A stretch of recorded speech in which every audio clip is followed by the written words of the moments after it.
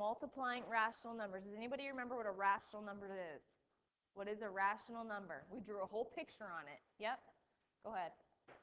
Any whole number or decimal number. Okay, that's part of it.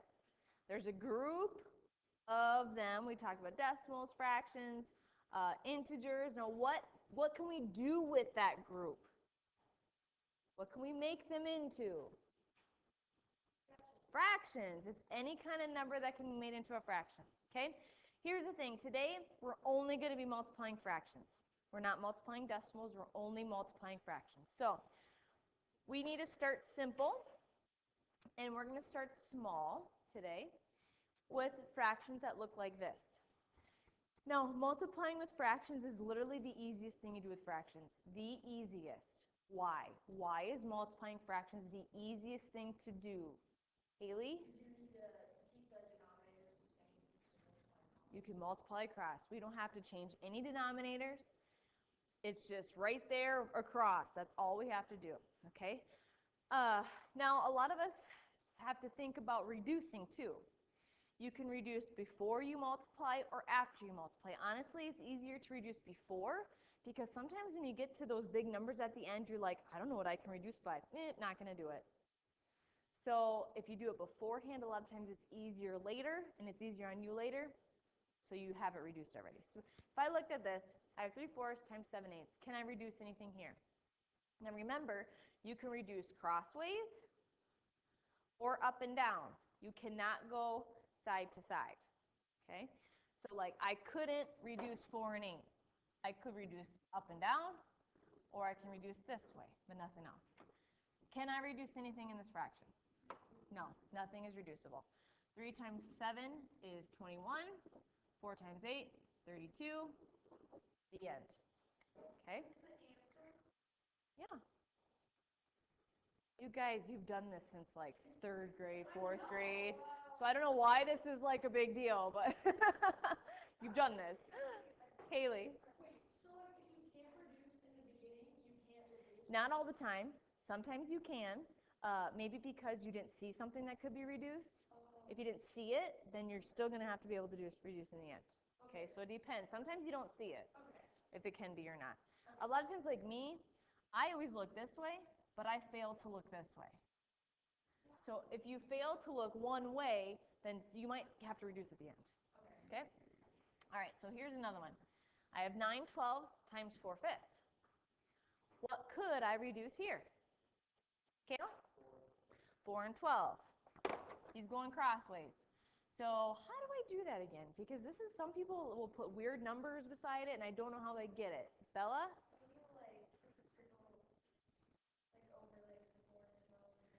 So like here, I'll say, how many times is, because they can be reduced by 4. 4. How many times does 4 go into 4? 1 time. So like, okay, 4 goes into 4 once. 4 goes into 12 3 times. Okay. Now this is one where you might fail to reduce away. Because what else could you see? Honestly, what else could you reduce up here? 9 and 3 if you wanted to. You could reduce 9 and 3. You can do that if you want. You don't have to. But just know that at the end, there still might be something you have to reduce by at the end. Ella? How can it be littler? Because we're still just reducing. I mean, it's okay. It's different when you're adding and things like that, but for this, it's not going to matter. So let's just multiply, like pretend like we didn't see the other way, okay? So we're going to have 9 over 15. Now, what can still go into 9 and 15? 3. So you got to reduce. 9 divided by 3 is 3. 15 divided by 3 is 5. There you go. Okay? I would just suggest you for sure look crossways if you can reduce. Sometimes it gets confusing going up and down. Okay, last one. Let's talk about this one. See if I can get him away. I have, negative 1/2 times 6/8. What can I reduce here? Okay, I could. So what are you going to reduce that to? Divided by 2, right? So it would be 3/4. Is that right? What else could I do? What else could I do? I could do 6 and 2. Goes in once, goes in 3 times. Either way, I'm still going to end up with 3/8. Either way, if I would have kept it as 3/4 or reduced crossways, 3/8 now is my answer, positive or negative? Negative. Negative rules still apply. Doesn't matter if it's whole numbers, negative rules still apply. If one's positive and one's negative, the answer is negative. So negative, everything still applies. Yep.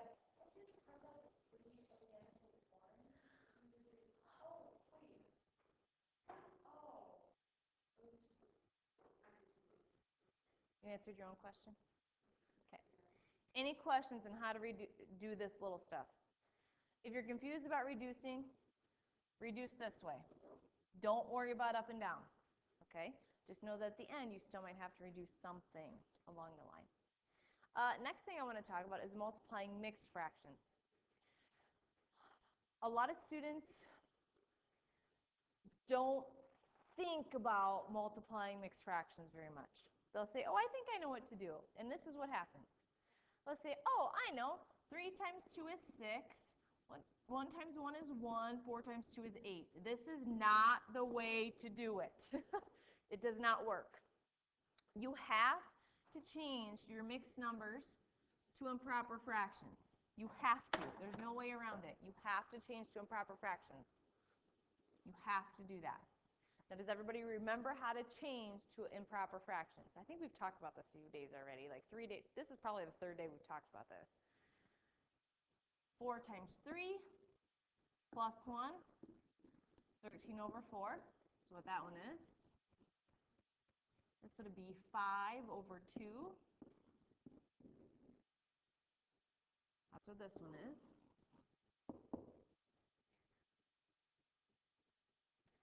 Can you reduce? No, you can't, sadly, here. So you're going to multiply across. 13 times 5, 65, I believe.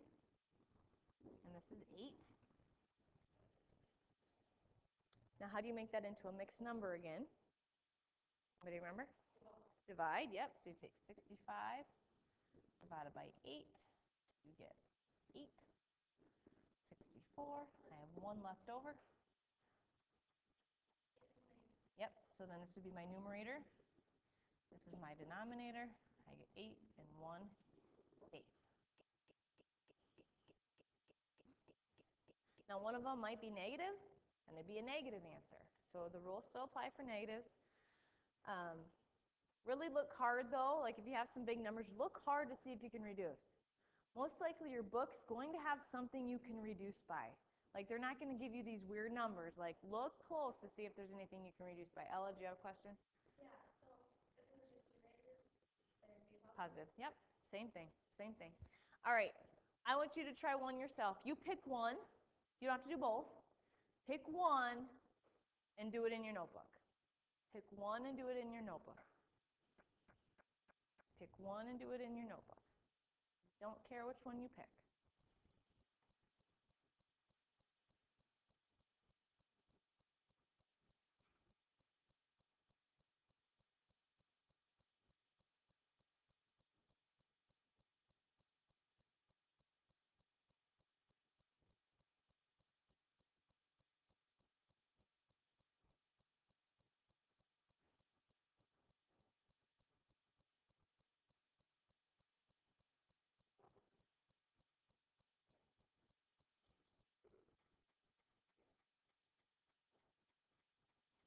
Believe it or not, both are reducible.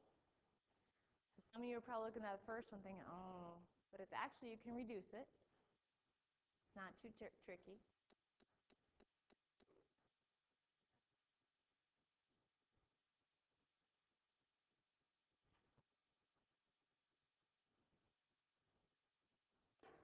Which one do you think is easier, the two? The second one? Anybody pick the first? Okay, good. I want somebody to at least pick the first one. Yeah. Pick the wrong one.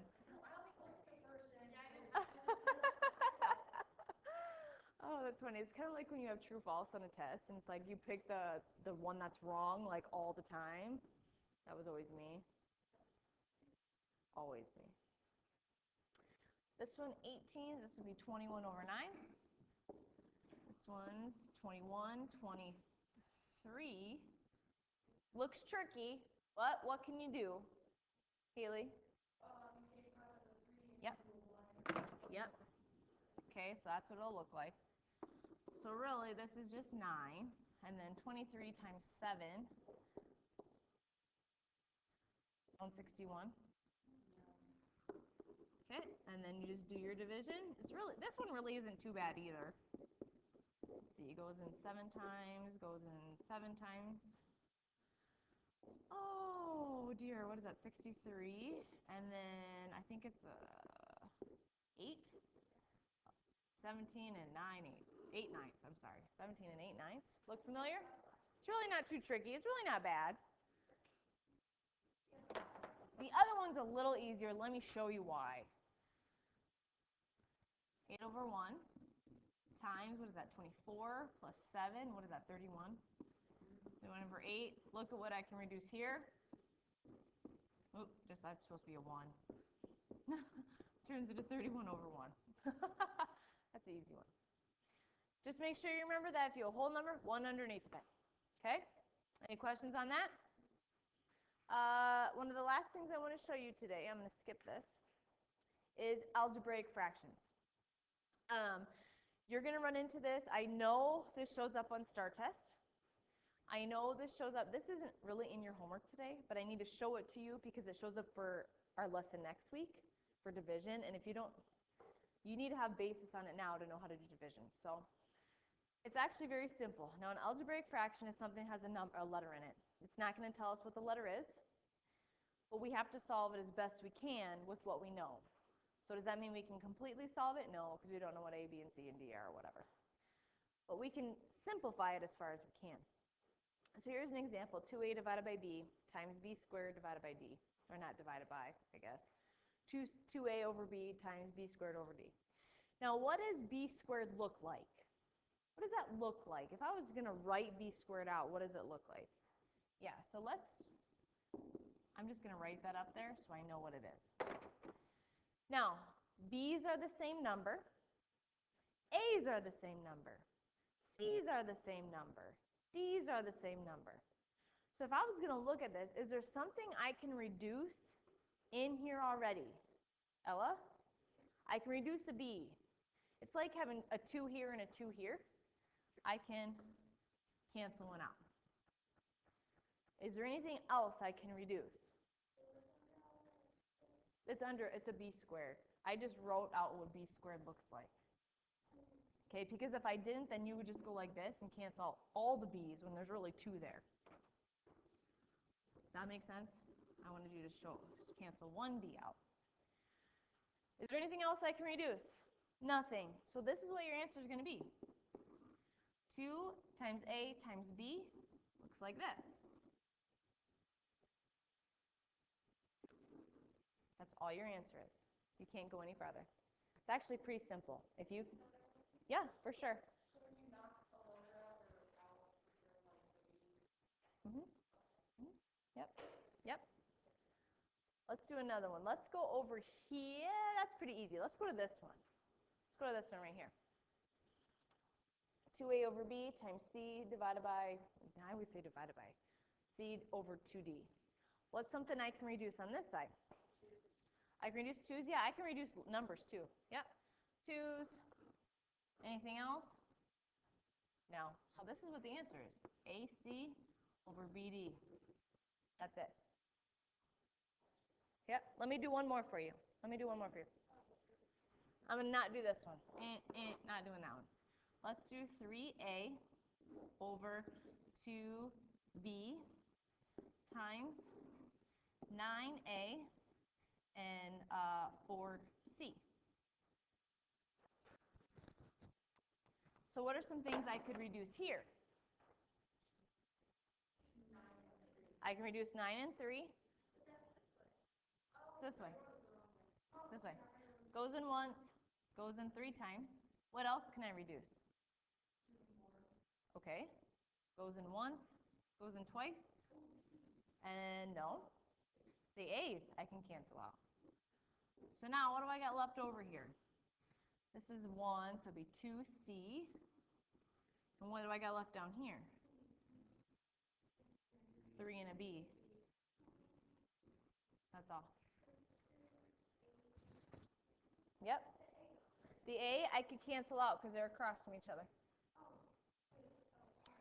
Okay? You just cancel out. You can do numbers. You can do letters. And what you got left over is it. Okay? You want me to start again? You want me to rewrite it?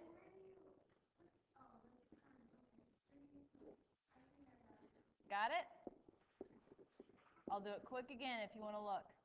You can cancel A's out. You can cancel 3 and 9, goes in once, goes in 3 times. I can cancel the 2 and the 4, and then what I have left over, Kira?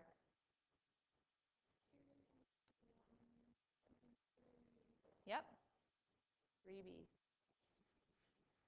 Last thing I want to show you, then we're done. Then we're done. Oops, not that, I don't know. Anyway, what if you have something like this?